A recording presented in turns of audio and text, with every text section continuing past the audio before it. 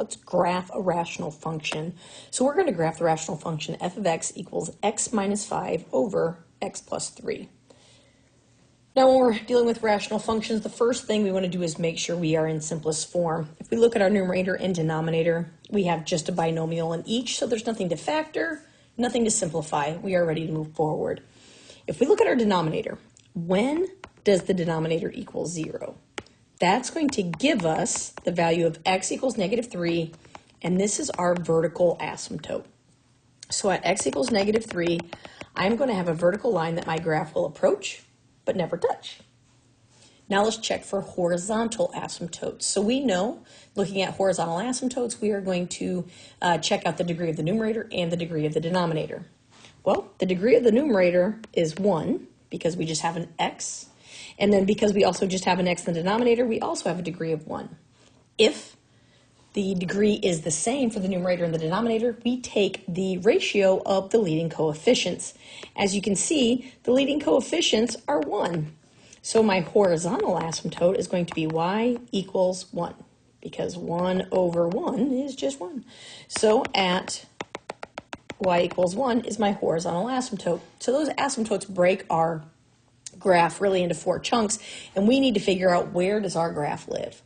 Now you might also recognize that our numerator has a variable in it, and so when if we would say, well, let's set that equal to 0, because if that's equal to 0, that means when does y equal 0? Because remember, f of x is the same as y. So we know, well, x equals 5. So we have an x-intercept at the ordered pair 5, 0. That's kind of nice. That tells me that in my lower right quadrant, we're going to have another a part of our graph. So I like to choose numbers for our graph that are close to the vertical asymptote. So because our vertical asymptote is at -3, I'm going to try x equals -1. If I substitute that in, I get -1 minus 5 over -1 plus 3. So -6 over 2 is -3. So I have the ordered pair -1, -3.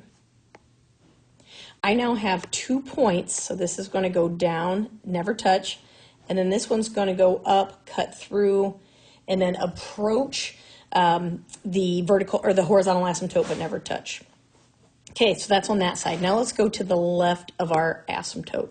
So I'm going to choose x equals -4. So I have -4 minus 5 over -4 plus 3. That's -9 over -1, which is 9. So at -4, our graph is way up at 9. So it's going to be up here where it gets close to the horizontal and close to the vertical asymptotes, but never touch.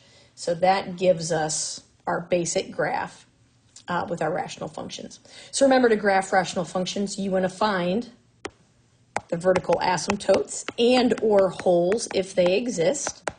You want to find the horizontal asymptote or the oblique asymptote, depending on what exists. And then you want to find x-intercepts. And finally, plot some points. And those 4 steps will get you the graph of your rational function.